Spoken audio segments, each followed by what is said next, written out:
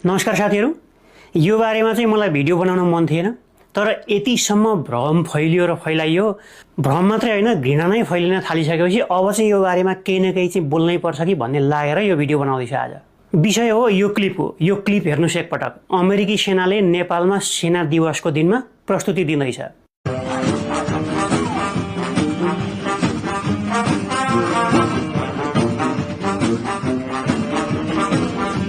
यही विषयलाई लिएर सामाजिक सञ्जालभरि अमेरिकी सेना नेपाल पस्यो, नेपालको सार्वभौमिक अस्तित्वमाथि खतरा पुग्यो, जेएनजी सरकारले खुल्लम खुल्ला अमेरिकी सेना भित्रायो भन्दै स्ट्याटसको बाढी आएको छ सामाजिक सञ्जालमा। वास्तविकता के रहेछ भन्ने खोज्ने क्रममा न्यू स्पटलाइट म्यागजिनमा यो समाचार हात पर्यो। यसमा शिवरात्रिको अवसरमा नेपाली सेनाले सेना दिवस मनाएको भन्ने एउटा समाचार रहेछ।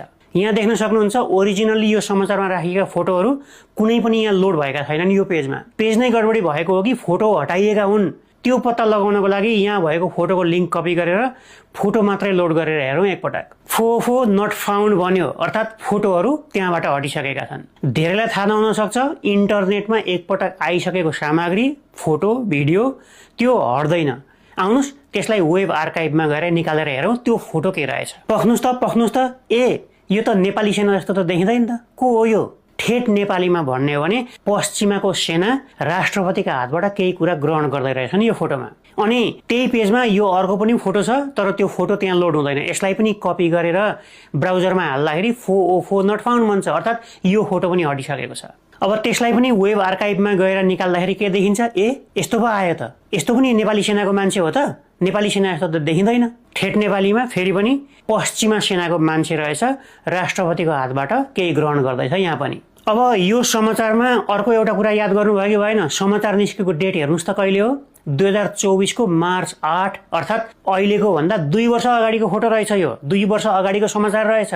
त्यही बेला सेना दिवसको बेला प्रत्यक्ष प्रसारण भएको यो भिडियोमा के भन्ने रहेछ त्यो पनि हेर्नुहोस् त एकपटक। बेलायती सेना, भारतीय सेना र अमेरिकी सेनाका टोलीहरूको उपस्थिति रहेको छ। सुन्नुभयो त? भारत, बेलायत र अमेरिकाका सैनिकहरूले प्रस्तुति दिने रे। अनि त्यो बेलामा प्रधानमन्त्री चाहिँ को रहेछन् एकपटक हेरौँ त। इन्ट्रेस्टिङ।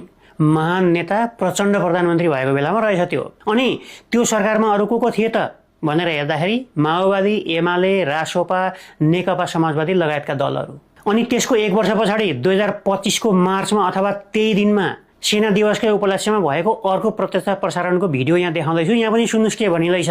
आदरणीय अतिथि महानुभावहरू, अब सैनिक ब्यान्डहरूबाट सांगीतिक कला प्रदर्शन हुनेछ। यस क्रममा नेपाली सैनिक ब्यान्ड तथा मित्र राष्ट्रहरू भारत, संयुक्त अधिराज्य बेलायत र संयुक्त राज्य